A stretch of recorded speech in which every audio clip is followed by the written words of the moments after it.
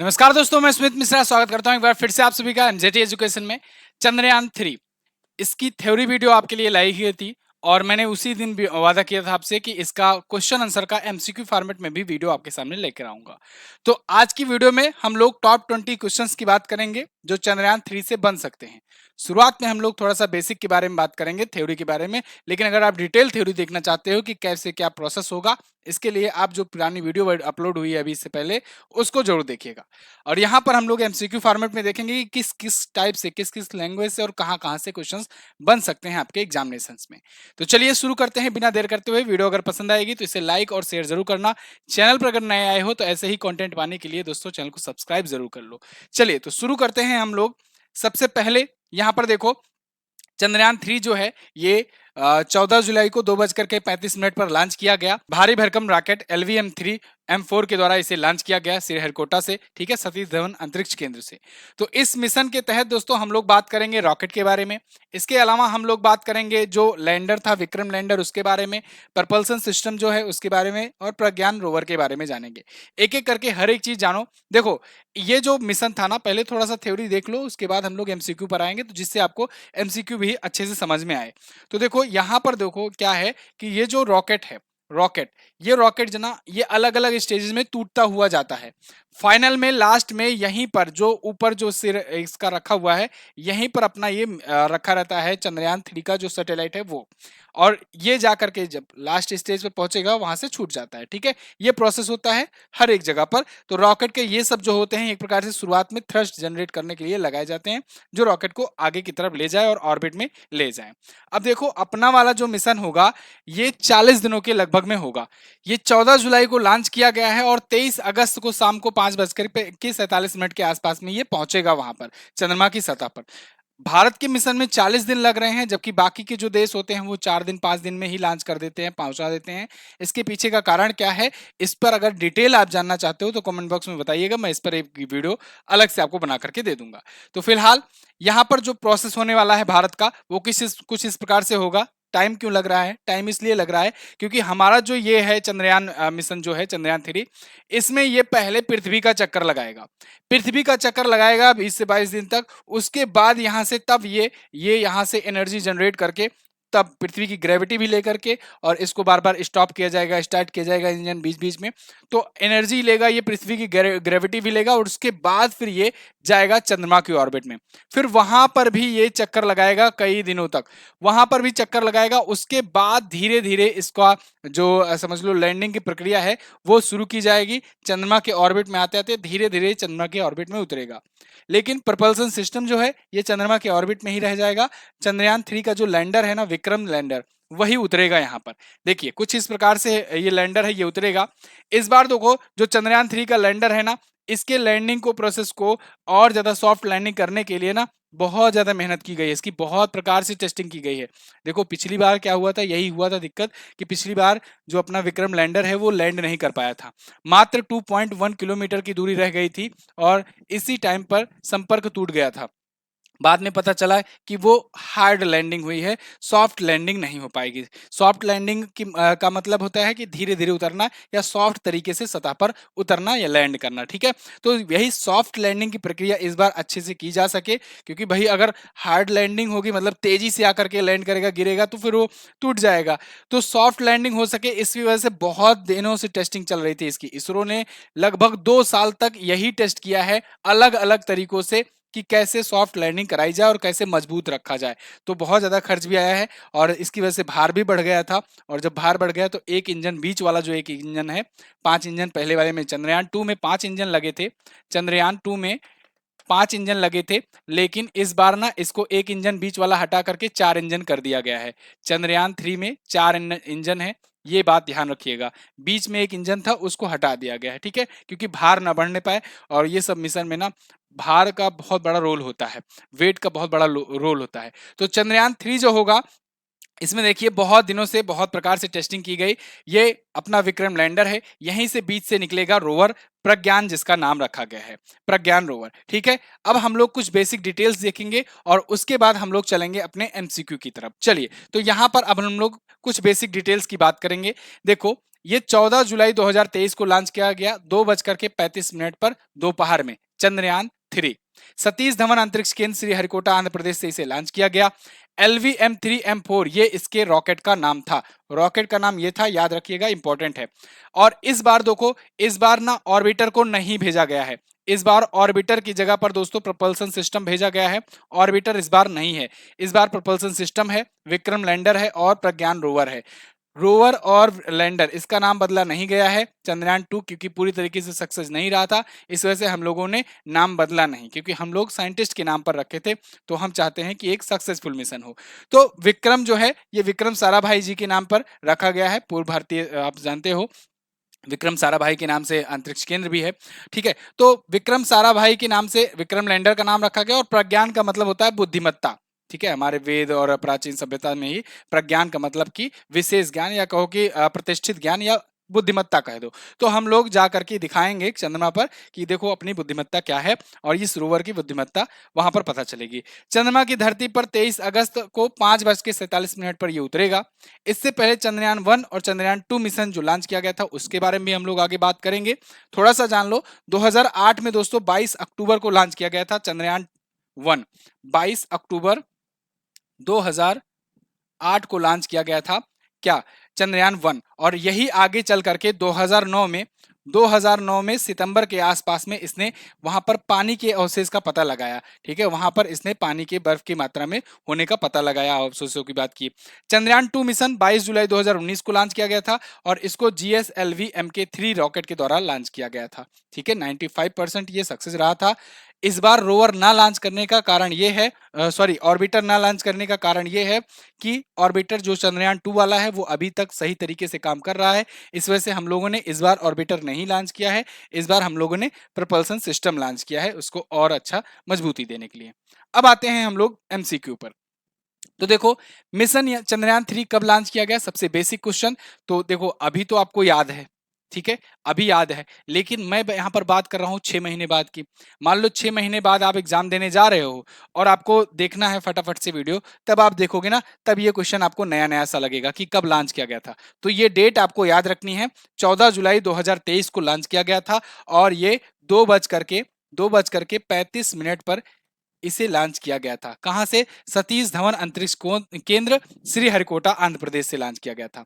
Mission Chandrayaan 3 कहां से launch किया गया, तो जैसे मैंने आपको बताया श्रीहरिकोटा आंध्र प्रदेश में सतीश धवन अंतरिक्ष केंद्र है, वहां से इसे लॉन्च किया गया, ठीक है। किस स्पेस एजेंसी द्वारा मिशन चंद्रयान 3 को लॉन्च किया गया, तो आप, ये तो बेसिक क्वेश्चन है, इसरो के द्वारा लॉन्च किया गया है। इसरो के बारे में यहाँ पर बेसिक डिटेल जान लो। देखो इसकी स्थापना दोस्तों हुई थी 15 अगस्त को। 15 अगस्त को 1969 में इसकी स्थापना हुई। इसका हेडक्वार्टर कहां पर है पूछा जाएगा, तो आप बताएंगे बेंगलुरु में, बेंगलुरु में। और इसके अध्यक्ष कौन है, तो अध्यक्ष हैं दोस्तों, अध्यक्ष हैं वर्तमान में एस सोमनाथ। एस सोमनाथ जो हैं ये वर्तमान में अध्यक्ष हैं। क्लियर है, इसरो के।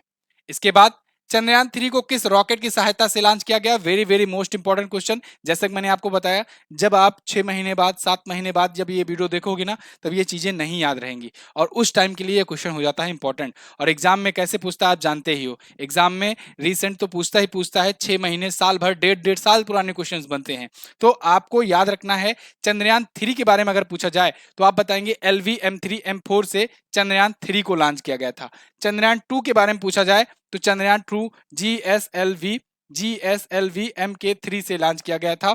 चंद्रयान 2 लॉन्च किया गया था, ठीक है ना। चंद्रयान 2 2019 में 22 जुलाई को लॉन्च किया गया था। अगला क्वेश्चन मोस्ट इंपॉर्टेंट, चंद्रयान 3 के लिए उपयोग किए गए प्रमुख रॉकेट इंजन का क्या नाम है। देखो जो मेन रॉकेट इंजन है उसका नाम क्या है, ये इंपॉर्टेंट है, तो ध्यान रखना दोस्तों, CE-20 क्रायोजेनिक इंजन ये नाम है। Very very most important question, इसको आप एक्स्ट्रा मार्क कर लो, very very most important question है। CE-20 क्रायोजेनिक इंजन ये मेन रॉकेट इंजन का नाम है, ठीक है ना, इसे याद रहेगा। चलो आगे बढ़ते हैं।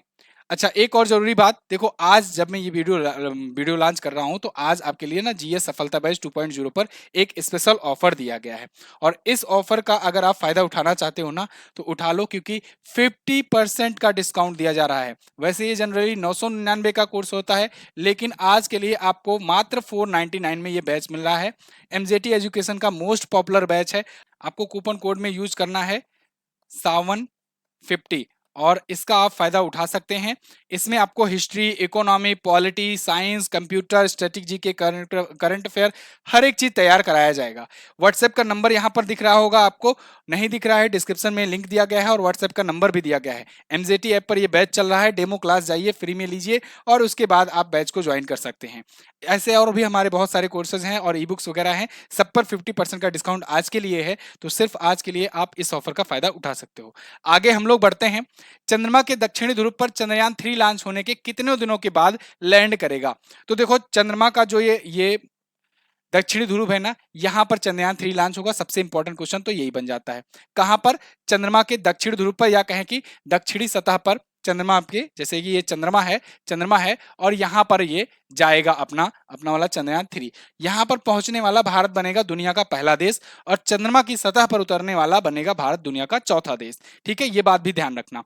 तो चंद्रयान 3 लॉन्च होने के कितने दिनों के बाद ये पहुंचेगा? लगभग 40 दिनों के बाद। आप सोचो 14 जुलाई को ये लॉन्च हुआ है और बात हो रही है 23 अगस्त की पहुंचने की, तो 14 जुलाई से 23 अगस्त जो है लगभग आपका 40 दिन, 39 से 40 दिन पड़ता है। ठीक है ना, तो लगभग 40 दिनों के बाद ही पहुंचेगा, क्योंकि 2:35 पर इसे लॉन्च किया गया था।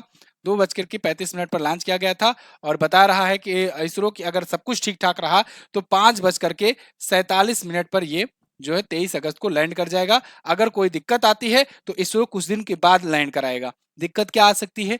देखिए, जैसे वहां पर जैसे सूर्य निकलता है, मान लीजिए सूर्य थोड़ा डिले में निकला या फिर कुछ हो जाता है, दिक्कत आ जाती है, तो फिर इसरो जो है ना वो भी थोड़ा सा वेट कर देगा, एक चक्कर कहेगा एक राउंड और मार लो ऑर्बिट का, है ना, क्या देरी है। लेकिन अगर उतार दोगे, अगर मान लो गलत समय पर उतार दिए, तब फिर से क्रैश लैंडिंग हो सकती है। ठीक है, और इसी वजह से इसरो चाहेगा, अगर मान लो सब कुछ ठीक ठाक रहा, चंद्रमा पर वातावरण मौसम जो भी रहा, मतलब सूर्य टाइम पर निकला, सब कुछ ठीक ठाक चलता रहा कैलकुलेशन के हिसाब से, तो इस दिन लैंड कर देगा। नहीं तो हो सकता है 5-6 दिन और लग जाए, या फिर हो सकता है 2 दिन लग जाए, जो भी लग जाए। ठीक है, समझ रहे हो मेरी बात, कि अगर वहां का भी सिचुएशन देखेगा इसरो, कैलकुलेशन करता रहेगा, उसके बाद ही वहां पर लैंड करेगा। चलो, चंद्रयान 2 की तुलना में चंद्रयान 3 में इस बार क्या नहीं भेजा गया है? तो मैंने आपको बताया, इस बार दोस्तों ऑर्बिटर को नहीं भेजा गया है, इस बार प्रपल्सन सिस्टम को भेजा गया है। इस बार रोवर भेजा गया है, लैंडर भेजा गया है, प्रपल्सन सिस्टम भेजा गया है, ऑर्बिटर नहीं भेजा गया है। ठीक है, ये बात ध्यान रखिएगा। अगला, चंद्रयान 3 मिशन की थीम क्या रखी गई है? देखो, थीम क्या है, या कहें कि ऑब्जेक्टिव क्या है, मेन ऑब्जेक्टिव क्या है, मेन ऑब्जेक्टिव क्या है?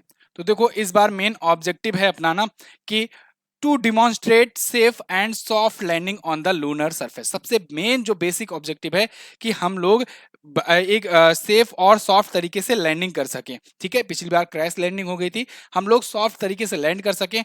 उसके बाद हम लोग वहां पर रोवर उतार करके एक्सप्लोर करेंगे, वहां की धरती को, जमीन को एक्सप्लोर करेंगे। ठीक है, वहां पर जो खनिज हैं, या फिर वहां से पृथ्वी की जो एग्जैक्ट दूरी है उसको पता करेंगे। ठीक है, बहुत सारे काम होंगे, बहुत सारी चीजों के लिए, मतलब साइंटिफिक रिसर्चेज वगैरह होगा, बहुत सारे डाटा देगा। अब दक्षिणी ध्रुव पर क्या पोजीशन है, दक्षिणी ध्रुव पर क्या पोजीशन है, इसको भी अच्छे तरीके से दुनिया को बताएगा इसरो।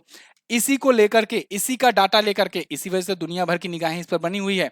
इसी का डाटा लेकर के अमेरिका अपना यूज करेगा आर्टेमिस मिशन में। अमेरिका आर्टेमिस मिशन के तहत यहां पर मानव भेजने वाला है, और वो भी दक्षिणी ध्रुव पर ही भेजने वाला है, चंद्रमा के।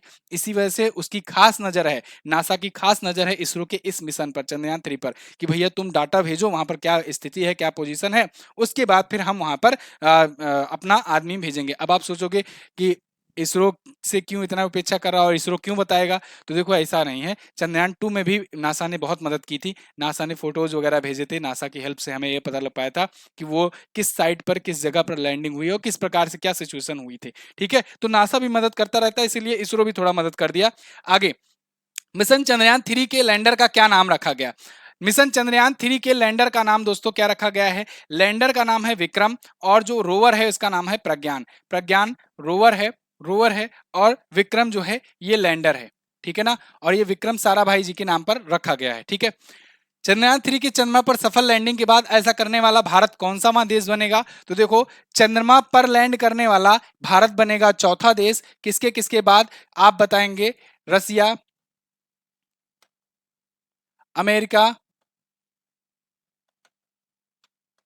चाइना और इसके बाद भारत। ठीक है, इंडिया, यानी चौथा देश बनेगा। ठीक है, देखो अंतरिक्ष चंद्रमा पर मनुष्य पहला कदम रखा था अमेरिका का अपोलो 11 मिशन के तहत नील आर्मस्ट्रांग, ये तो पता है। लेकिन रोवर सबसे पहले रसिया उतार दिया था, ठीक है, ये बात ध्यान रखिएगा। चलिए, मिशन चंद्रयान 3 की कुल लागत कितनी है? तो कुल लागत है दोस्तों 615 करोड़ रुपए। ये बहुत ज्यादा इंटरेस्टिंग रही।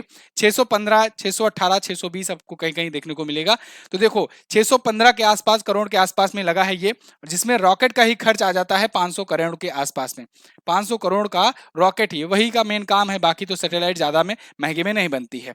लेकिन फिर भी हम लोग बहुत सस्ते में कर रहे हैं। पिछला वाला जो था वो 900 करोड़ का था, चंद्रयान 2 जो था वो 900 करोड़ के आसपास था। हालांकि उसमें ऑर्बिटर भी था, इस बार हम लोग ऑर्बिटर भी नहीं भेजे हैं। तो देखो दूसरी चीज, अगर हम लोग वहां पर बात करें नासा वगैरह या चाइना वगैरह की, तो उन लोग का मिशन बहुत महंगा होता है, बहुत कॉस्टली होता है, ठीक है। मिशन चंद्रयान 2 अभी देखो इसी पर तो 600 करोड़ 700 करोड़ की तो आदि पुरुष बनी थी, मूवी बनी थी, ठीक है, जो कि महाफ्लॉप रही। और यहाँ पर देखो 600 करोड़ में इसरो वाले को दे दिए होते, ठीक है, तो देखो क्या काम कर देते। चलो फिलहाल मिशन चंद्रयान 2 कब लॉन्च किया गया था? या तो ढंग की मूवी बनाते। मिशन चंद्रयान 2 कब लॉन्च किया गया था? तो चंद्रयान 2 22 जुलाई 2019 को लॉन्च किया गया था दोस्तों। ये भी सतीश धवन अंतरिक्ष केंद्र श्रीहरिकोटा से लॉन्च किया गया था। चंद्रयान 1 ने किस वर्ष चंद्रमा पर पानी का पता लगाया? ये इंपॉर्टेंट है। चंद्रयान 1 ने पानी का पता लगाया था। तो लॉन्च तो ये हुआ था 2008 में। लॉन्च हुआ था कब? 22 अक्टूबर अक्टूबर 2008 में। और पानी का पता इसने लगाया सितंबर 2009 के आसपास में इसने पानी का पता लगाया। तो यहां पर डी ऑप्शन आपका करेक्ट हो जाएगा। अगला, मिशन चंद्रयान 3 को लॉन्च करने वाली एजेंसी इसरो के वर्तमान अध्यक्ष कौन है? वर्तमान अध्यक्ष हैं एस सोमनाथ जी। और अगर पूछा जाए चंद्रयान 2 के टाइम पर, चंद्रयान 2 के टाइम पर कौन अध्यक्ष थे, तो आप बताएंगे चंद्रयान 2 लॉन्चिंग के दौरान, लॉन्चिंग के दौरान दौरान के दौरान अध्यक्ष थे के सिवान, ठीक है ना। नरेंद्र मोदी जी के साथ इनका रोते हुए जो गले लगने की तस्वीर आप देखे होंगे, वायरल हुई थी। चंद्रयान 3 की सफलतापूर्वक लैंडिंग के बाद चंद्रमा के दक्षिणी ध्रुव पर पहुंचने वाला भारत कौन सा देश होगा? तो दक्षिणी ध्रुव पर पहुंचने वाला भारत बन जाएगा दुनिया का पहला देश। अगला, चंद्रयान 3 की मिशन निदेशक कौन है? ये बहुत ही इंपॉर्टेंट क्वेश्चन है। चंद्रयान 3 की मिशन निदेशक, ठीक है, इसमें यहाँ पर ये लखनऊ की हैं और लखनऊ में इनको रॉकेट वुमन के नाम से जानते हैं हम लोग, ठीक है, रॉकेट विमन। तो इनका नाम है रितु कारिढाल। रितु कारिढाल इनका नाम आप याद रखिएगा, very most important question. Chandrayaan 3 की मिशन निदेशक हैं ये, ठीक है, याद रहेगा। चंद्रयान 3 की कुल वजन कितना है, वेट कितना है, ये भी इंपॉर्टेंट क्वेश्चन है। तो टोटल जो वेट है वो है दोस्तों 3900 किलोग्राम का, ठीक है, 3900 किलोग्राम का। अगर और डिटेल में आपसे अगर पूछा जाएगा तो आप यहां पर देखिए, इमेज मैंने लगा रखी है, इस इमेज में भी कुछ डिटेल्स है। जैसे जैसे देखो इसका जो मास है वो 1752 किलोग्राम है। और आप पिछली वाली जो थ्योरी वाली वीडियो है उसको देखेंगे ना, उसमें भी मैंने आपको पूरा सब कुछ दिया हुआ है, ठीक है, कि कितना क्या भारी है। चलो हम लोग पहुंचते हैं अगले क्वेश्चन पर अपने। अगला जो क्वेश्चन था अपना क्या था?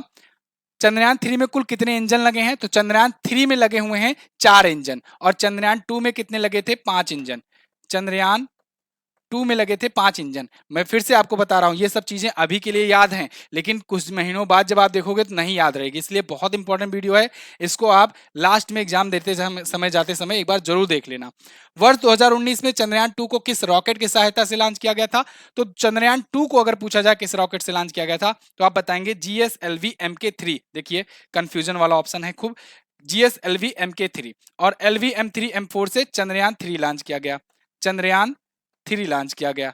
आगे, चंद्रयान 3 के लैंडर का नाम विक्रम किसके नाम पर रखा गया है? ये क्वेश्चन मैं आपके ऊपर छोड़ देता हूं, इंपॉर्टेंट क्वेश्चन है। जो लोग आप मतलब सही आंसर करेंगे उनका कमेंट में हट दे दूंगा, तो बाकी लोग समझ जाएगा। और बिल्कुल वैसे आसान है, मैंने इसी वीडियो में 2-3 बार बोल दिया है।